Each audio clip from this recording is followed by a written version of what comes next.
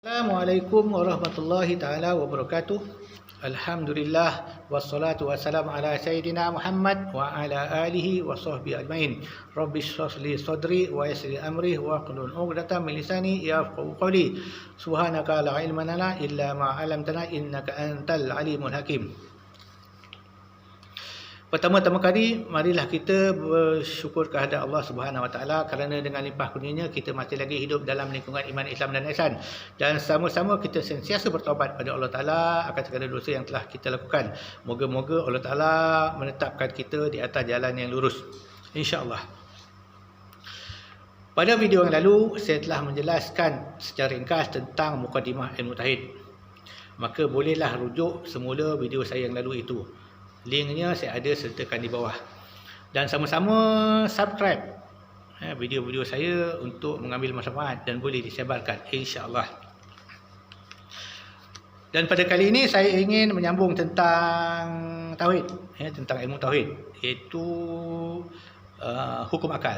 Dan kita seperti biasa saya gunakan kitab Risalah Tauhid, kitab muktabar terjemah daripada kitab-kitab Turas yang digunakan oleh Jabatan Agama Johor, ya. Baik. Hukum akal, Kenapa kita memerlukan hukum akal? Kenapa kita memerlukan akal? Kerana akal adalah wasilah untuk kita mengenal Allah. Tanpa akal kita tidak akan dapat memahami Allah Taala. Walaupun kita membaca Al-Quran, membaca sifat-sifat yang Allah Ta'ala nyatakan sendiri di dalam firman-Nya Al-Quran. Kerana akal itu kita memikir akan Allah Ta'ala. Kerana Allah Ta'ala itu bukan jirim, bukan jisim, bukan benda. Maka perlu akal yang sejahtera untuk mengenalnya ataupun mengetahui ataupun memahami akan sifat-sifatnya. Baik. Apakah pengertian hukum akal? Hukum akal ialah menetapkan suatu perkara kepada suatu perkara yang lain atau menafikan suatu perkara daripada perkara yang lain dengan tidak perlu ataupun tidak berkehendak kepada dicuba pada menetapkan suatu perkara itu. Ia bersalahan dengan hukum adat dan tidak tergantung pada satu perbuatan yang diperbuat oleh mukallaf. Ini hukum syarak. Artinya hukum akal ialah menetapkan suatu perkara atau menafikan suatu perkara tanpa perlu dicuba. Kerana akal adalah tabi'i manusia. Tabi'i manusia. Bila dia percaya, dia akan kata percaya. Dan bila kita tak percaya, dia akan kata tidak percaya. Tak perlu dicuba, tak perlu dites ataupun tak perlu dibuat eksperimen. Baik. Apakah pengertian akal? Akal adalah suatu sifat yang dijadikan oleh Allah Ta'ala pada manusia. Sehingga dengan dia kita dapat berbeza daripada haiwan. Jadi akal ini menjadikan kita berbeza daripada haiwan. Kerana haiwan tidak ada akal. Haiwan hanya ada naluri. Dia makan bukan kerana akal tetapi kerana naluri. Dan dengan akal ini kita boleh menerima ilmu nazariah. Ini ilmu apa? Ilmu yang berkendak kepada fikir. Dan boleh mentadbir segala pekerjaan dengan fikiran yang halus-halus dan yang sulit, dan daripadanya tempat terbit dan terpancarnya berbagai-bagai manfaat dan kebahagiaan bagi manusia. Tetapi kiranya akal itu bersendirian, maka tidak akan dapat akal sejahtera, akal waras dan akal sihat, melainkan berpandu kepada undang-undang syarak. Demikian juga undang-undang syarak tidak boleh berjalan mengikut yang didakinya, melainkan berhajat kepada akal. Walhasil antara keduanya itu berlazim-laziman dan berhajat di antara satu dengan yang lain. Akal berhajat kepada syarak dan syarak berhajat kepada akal. Jadi akal ini adalah sifat yang Allah Ta'ala jadikan kepada kita. Dengannya kita boleh menerima ilmu nazar. Ilmu berkendak kepada fikir. Jadi ilmu yang berkendak kepada fikir iaitu ilmu tauhid. Kerana apa? Kerana kita perlu memikirkan secara waras akan Allah Ta'ala itu, akan segala sifat-sifatnya. Dan dengan akal itu pula terbit berbagai manfaat untuk kita hidup. Dengan akal kita boleh berfikir bagaimana mencari rezeki yang halal ataupun dan sebagainya. Dan seperti mana yang dikatakan tadi, akal ni tak sejahtera, melainkan dia mesti berpandu kepada hukum syarak. Contohnya Apabila akal kita, contohnya jika akal memikirkan mengambil laba daripada pinjaman, daripada kita meminjam sesuatu barang kita kepada orang, kemudian kita mengenakan laba ataupun mengenakan keuntungan yang tinggi pada suatu jangka masa, akal mengatakan itu bagus, tetapi syarak mengatakan tidak bagus kerana ia adalah riba. Jadi akal dia mesti bergantung kepada syarak, berkata hukum syarak, dan juga hukum syarak dia mesti bergantung kepada akal. Kerana tanpa akal kita tidak dapat memahami hukum syarak. Okey. Apakah bahagian-bahagian hukum akal? Hukum akal itu terbagi pada 3 bahagian. Kerana akal itu bekerja atas kira-kira hal yang mematutkan suatu bagi hukum dihukumkan pada ilmu tauhid. Tiada studi daripada 3 perkara itu. Iaitu menghukumkan mesti ada ataupun menghukumkan mesti tiada. Atau menghukumkan boleh menerima ada atau tiada. Yang pertama disebut wajib akli, iaitu perkataan yang tiada diterima akal akan tiadanya. Hakikatnya mesti menerima ada. Yang demikian apabila dikatakan wajib bagi Allah Ta'ala bersifat qadim, maka maksudnya ialah mesti ada Tuhan itu bersifat qadim. Yang kedua disebut mustahil akli, iaitu perkara yang tiada diterima akal akan adanya. Hakikatnya mesti tiada. Yang demikian itu apabila dikatakan mustahil Tuhan baharu, maka maksudnya tiada sekali-kali Tuhan itu baharu. Yang ketiga disebut harus akli, iaitu perkara yang terima akal adanya dan tiada diterima tiadanya dengan jalan berganti-ganti, maka hakikatnya boleh menerima ada dan tiada. Seperti keadaannya seorang itu ada kalanya boleh bergerak ataupun diam. Jadi hukum akal ini terbagi menjadi 3. Sekira-kira kerana adalah akal itu berkendak kepada sekira-kira kerja dia. Sama ada menghukumkan mesti ada atau mesti tiada, ataupun antara ada dan tiada, silih berganti. Jadi wajib akli itu dikatakan apa? Tiada diterima akal akan tiadanya. Tak diterima akal akan tiadanya. Dia hakikatnya mesti menerima akan ada. Akal akan menolak tiadanya, dan akal menerima akan adanya. Itu wajib dikatakan hukum akal. Wajib akli. Yang kedua mustahil akli, iaitu dikatakan tiada diterima akal adanya, dan hakikatnya mesti tiada. Dan diterima akal akan tiadanya. Dia terbalik. Terbalik. Kalau yang pertama wajib akli, tak diterima akal akan tiadanya.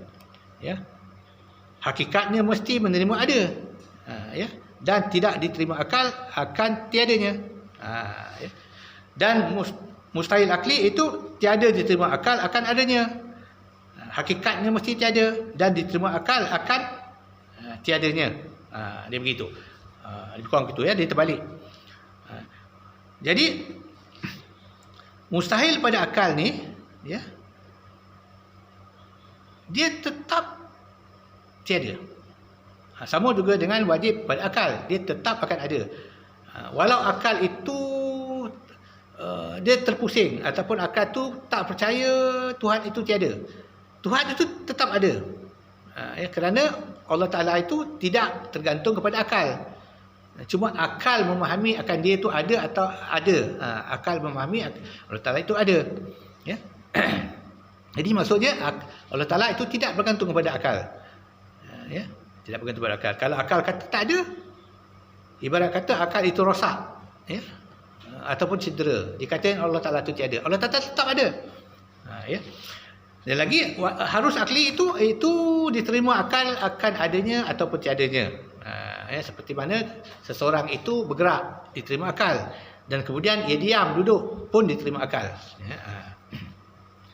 Jadi hendaklah kita faham baik-baik akan yang dikatakan wajib pada akli, mustahil pada akli, dan harus pada akli. Iaitu wajib pada akli, diterima akan akal akan tiadanya, mesti ia ada, dan diterima akan akal akan adanya. Mustahil pada akli, tiada diterima akal akan adanya, diterima akal akan tiadanya.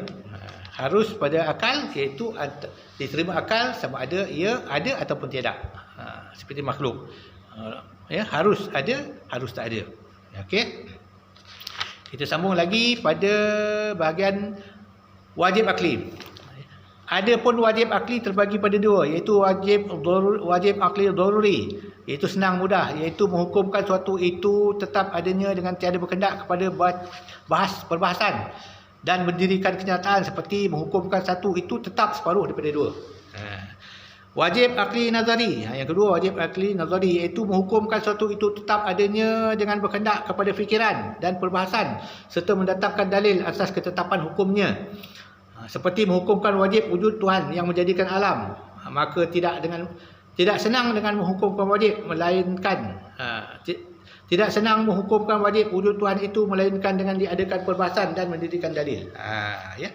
Jadi artinya wajib akli daruri iaitu senang, dia senang mudah, tak perlu dengan dalil. Ya. Jadi akal boleh menerima dengan mudah, seperti akal kata separuh daripada dua, satu.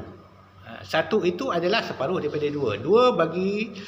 Dua dibahagikan kepada dua, itu satu. Akal menerima, tak perlu perbahasan. Ya. Yang kedua, wajib akli nazari. Itu memerlukan perbahasan. Seperti mana dikatakan apakah dalil Allah Ta'ala itu wujud. Maka akal memikirkan wujud Allah Ta'ala itu pencipta. Kerana apa? Sesuatu makhluk ataupun yang baru itu wajib ada pencipta. Baik. Bahagian mustahil pada akli, iaitu terbagi dua juga. Ya. Mustahil akli daruri, iaitu menghukumkan suatu itu tetap tiada dengan berkendak kepada perbahasan dan mendirikan dalil. Seperti menghukumkan tiada terima akal, satu itu separuh daripada tiga. Dan kedua, mustahil akli nazari, iaitu menghukumkan suatu itu tetap tiada dengan berkendak kepada fikiran dan perbahasan. Ya.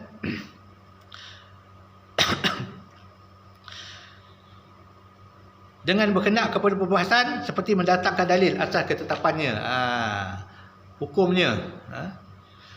Seperti menghukumkan tiada terima akal akan ada yang menyemutu bagi Allah Ta'ala. Ya. Maka tidak dengan senang akal menghukumkan mustahil, ada syirik, ya, bagi Allah Ta'ala itu, melainkan diadakan pembahasan dengan mendirikan dalil.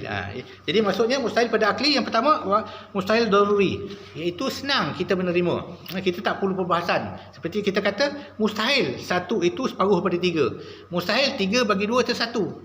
Kalau tiga bagi dua itu satu setengah. Ya. Jadi akal menerima mudah. Ya.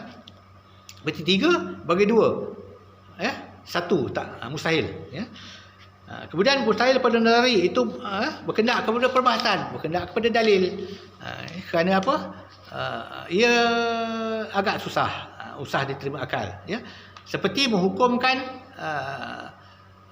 syirik bagi Allah Ta'ala. Ya. Adakah Allah Ta'ala itu syirik? Adakah Allah Ta'ala itu dua? Jadi akal terpaksa memikirkan untuk membahaskan, iaitu mustahil Tuhan itu dua. Kerana jikalau dua, nescaya lemahlah ia, ya, lemah ia, ataupun tidak menjadilah alam ini, ya, kerana dua ini mungkin terjadi pergaduhan. Itu contohnya.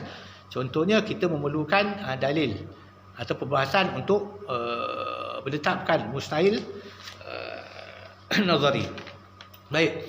Harus pada akal itu bagi dua juga, iaitu harus akli daruri, iaitu menghukumkan suatu itu boleh diterima ada dan tiada secara jalan berganti-ganti dengan tidak berkendak kepada perbahasan dan mendirikan dalil, seperti menghukumkan keadaan seorang itu ada kalanya ia bergerak ataupun diam. Dan harus akli nazari, iaitu menghukumkan satu itu boleh dijadikan atau tiada boleh dengan berkendak kepada bahasannya, berkendak kepada dalil dan mendatangkan hujah, seperti memberi Tuhan orang Islam yang tiada beramal itu pahala, maka tidak dengan senang akal menghukumkannya.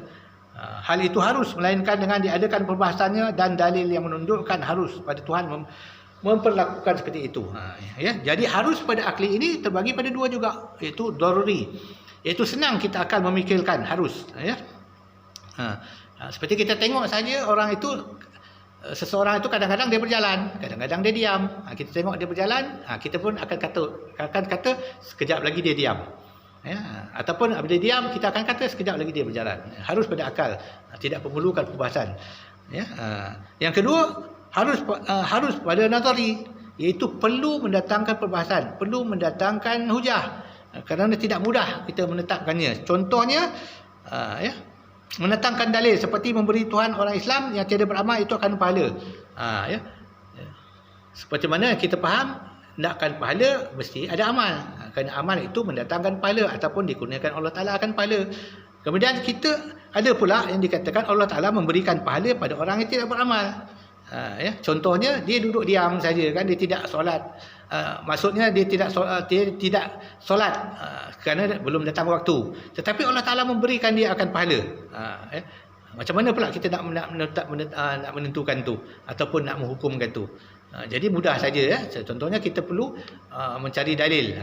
Kita lihat seorang itu duduk tetapi ia berzikir kepada Allah, maka Allah Taala memberikan pahala. Ya, ataupun dia berzikir di dalam hati, maka Allah Taala memberikan pahala. Ya, kita duduk, kita lihat orang itu duduk saja tetapi ia berzikir kepada Allah di dalam hatinya. Ya, jadi Allah Taala memberikan ia pahala. Jadi ia memerlukan kita berfikir, kenapa orang itu diberi pahala sedangkan dia duduk saja, dia belum solat ataupun dia belum datang waktu solat, dia belum mendirikan solat. Ya. Jadi hendaklah kita faham tentang hukum akal ini. Ya. Hukum akal ini tentang wajib pada akal, mustahil pada akal dan harus pada akal. Ya. Kerana dengan memahami ketiga-tiga ini barulah kita boleh memahami akan Allah Taala. Ya, kerana zat Allah Taala itu ada baginya wajib baginya, ya, ataupun tiada baginya, iaitu mustahil. Ya, okey. Baik. Tanda-tanda yang menunjukkan hukum akal. Andai kata apabila kita dapati kemudian terdapat wajib perkataan baginya atau pada maksudnya, wajib akli namanya. Ya. Ya. Seperti kita kata wajib baginya sekian. Itu maknanya wajib akli. Apabila kita dapati kemudian ada mustahil perkataan atasnya atau pada maksudnya, mustahil akli. Ya. Bila kita kata mustahil atasnya, mustahil padanya, itu mustahil akli.